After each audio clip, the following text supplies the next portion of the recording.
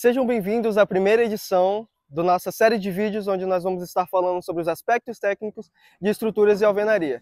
Nós somos estudantes do curso de Engenharia Civil do IFRO Campus Porto Velho Calama.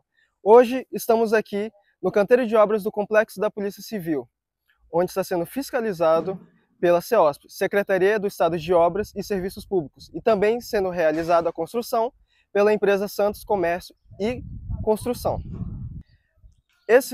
O intuito desse vídeo na verdade, faz parte de contemplar a nota de projeto integrador, que está sendo orientado pela professora Paola Mundim, do IFRO Campus Porto Velho Calama, onde faz parte de uma avaliação curricular acadêmica e curricular profissional.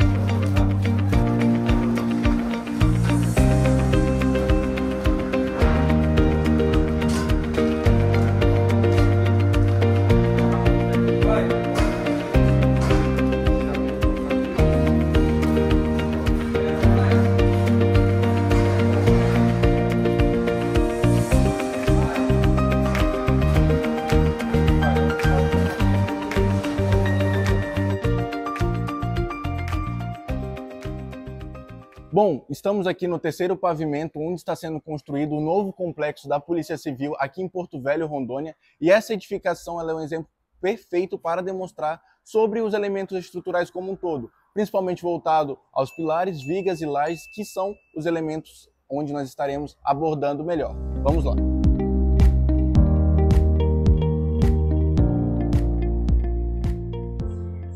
Vamos começar pelos pilares. Bom, visualizamos aqui que os pilares, eles são os elementos, eles fazem parte dos elementos estruturais, né? Aqui neste caso nós temos um pilar robusto, esbelto, onde a sua necessidade de emprego ela é realizada justamente para distribuir as cargas como um todo. Então, de forma simplificada, nós temos que para a edificação, no caso aqui o complexo da Polícia Civil, as lajes, então elas são distribuídas suas cargas para as vigas e das vigas para os pilares. E os pilares, eles funcionam, trazendo um pouco para a nossa visão da nossa realidade, como a nossa coluna vertebral, onde ela estará suportando as cargas e redistribuindo para as bases. No caso, os pilares, que no caso a gente tem uma excentricidade dessa peça, ela vai estar redirecionando as cargas verticalmente até as fundações, que no caso são as bases da estrutura.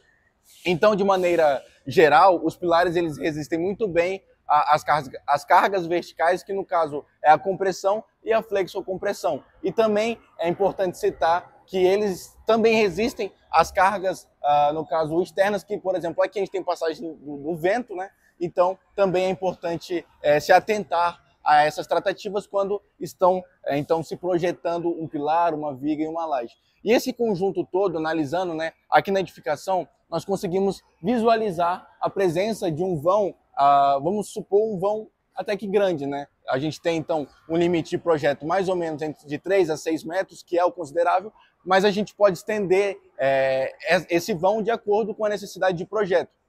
Aqui a gente tem um vão aproximadamente de 4 a 5 metros e é válido salientar que as lajes, assim como também essa distribuição das cargas como um todo dos pavimentos, elas são direcionadas de forma equilibrada, pode ocorrer uma descentralização dessas cargas. Então, as vigas, elas funcionam mais ou menos como pontes a receber essas cargas e a redirecionar, né, nesse sentido, a resistir também à flambagem e a flexão. Então, esse elemento estrutural ele também torna-se muito importante, e assim como a laje, né, ela forma esse conjunto dos pavimentos. E a laje como um todo é o que diferencia então essa quantia de pavimentos. Aqui a gente está no terceiro andar, né, mas a gente consegue ver que ela é uma laje nervurada, né, ela possui nervuras, e esse sistema ele é muito bem adotado, tendo em vista aí questões econômicas, também questões de viabilidade de projeto, e elas podem ser de variados tipos. As lajes podem ser treliçadas, nervuradas, lajes maciças, né?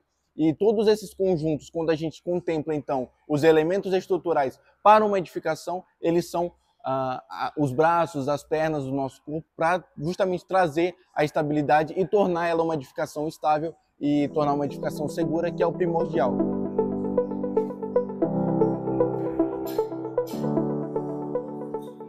Antes de meter a mão na massa, é importante nós conhecermos os materiais que são utilizados para manter a segurança e a qualidade da estrutura.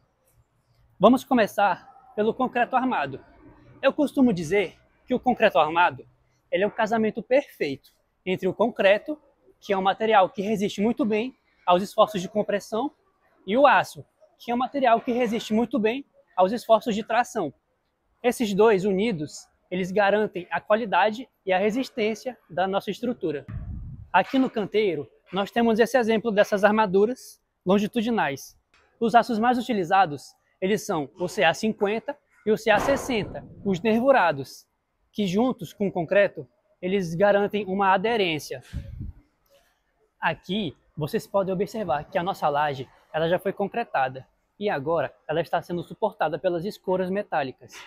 E aqui no canto da nossa edificação, nós temos essa armadura da nossa contraverga. Ela já está finalizada, aguardando apenas a forma e a concretagem. A forma, elas podem ser formas de PVC, temos formas de madeira e também nós temos formas metálicas. O importante é que elas sejam fixas e alinhadas para que a concretagem ela ocorra de forma eficaz e que não haja vazamento do concreto e perca de material. E durante a concretagem é muito importante que nós utilizemos o vibrador para que evitem bolhas e o concreto não fique poroso.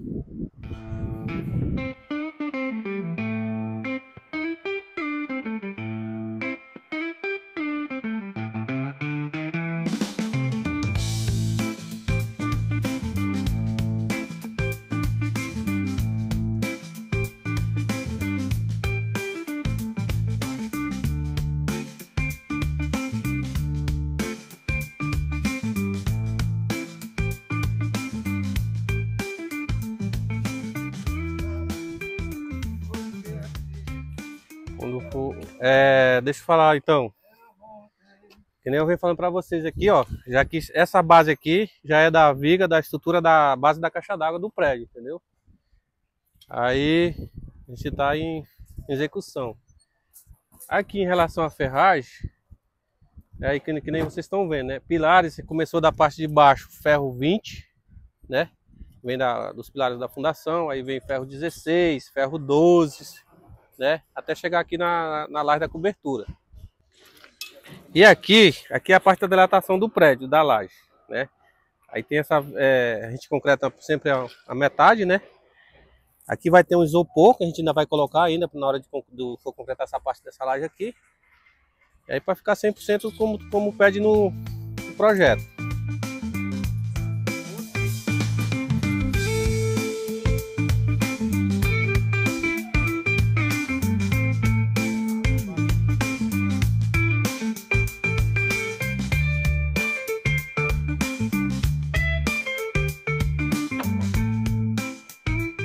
Todo esse procedimento ele deve seguir as normas técnicas brasileiras, que é a NBR, a BNT-NBR. E a mais importante delas é a 6118, que ela vai tratar especificamente dos projetos e execução de concreto armado. E essa norma ela vai definir os parâmetros da resistência mínima do meu concreto, ela vai definir também os parâmetros de quais bitolas eu vou poder usar na minha estrutura e também os espaçamentos. Esses e outros pormenores que a norma vai delimitar o meu projeto e a minha execução. Agora, falando da execução dos pilares, nós vamos falar de um ponto dos principais elementos estruturais dentro da nossa obra, onde nós vamos estar falando sobre a execução dos pilares de modo geral. Como, por exemplo, nós temos a montagem das armaduras, que é a etapa essencial e deve ser seguida rigorosamente no nosso projeto estrutural, onde deve ser importante respeitar os espaçamentos, as emendas corretas e posicionamento das estribos para garantir a resistência do pilar. Em seguida, temos a fixação das formas, onde nós utilizaremos o escoramento adequado que precisa estar firme e alinhado, sem vazamentos e sem deformações. Logo em seguida temos a concretagem, onde deve ser lançado o concreto com cuidado e vibrado com os equipamentos corretos para eliminar bolhas de ar e garantir uma boa compactação. Em seguida temos a cura do concreto, onde por fim será fundamental manter o concreto úmido por pelo menos 7 dias. Isso garante uma boa hidratação do cimento e ganho de resistência necessária. Resumindo, a execução dos pilares exige uma atenção máxima aos detalhes, afinal, eles são os elementos estruturais de sustentação da nossa edificação. Bom, assim como foi falado nos pilares, nós temos as nossas vigas, que são elementos essenciais para a segurança da estrutura, pois transferem as cargas das lajes até os pilares. A primeira etapa é a montagem das armaduras. No caso, as barras precisam ser posicionadas exatamente como está no projeto estrutural, respeitando espaçamentos, diâmetro e a posição dos estribos. Eles são fundamentais para resistir aos esforços de cisalhamento. Depois vem a fixação das formas. Elas precisam estar bem travadas e alinhadas, já que qualquer folga ou desalinhamento pode gerar deformações na viga depois do concreto endurecer. Na hora da concretagem, o concreto deve ser lançado de forma contínua e vibrado corretamente para eliminar bolhas de ar e preencher bem a forma. E claro, a cura do concreto é indispensável, mantendo a umidade nos primeiros dias, garantindo a resistência e durabilidade.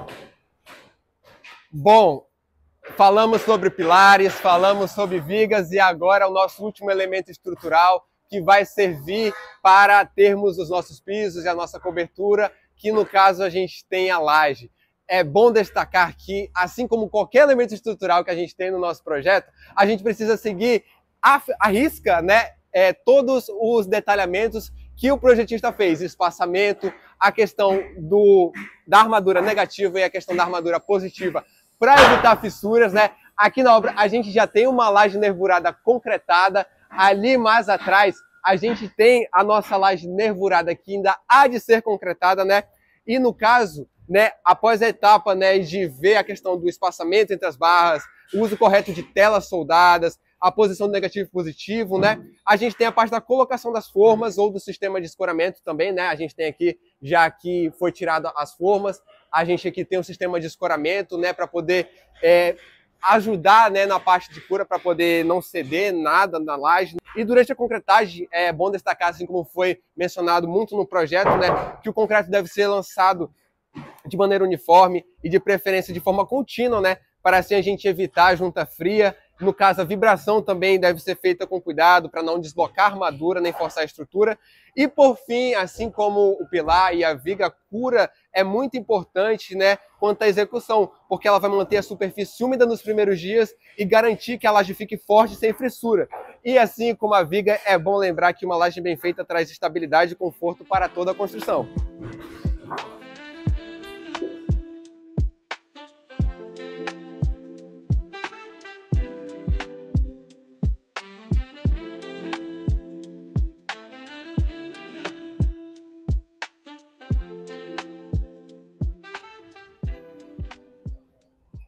Bom, como toda obra, a gente sabe que ela é composta por etapas, seguindo um fluxograma operacional.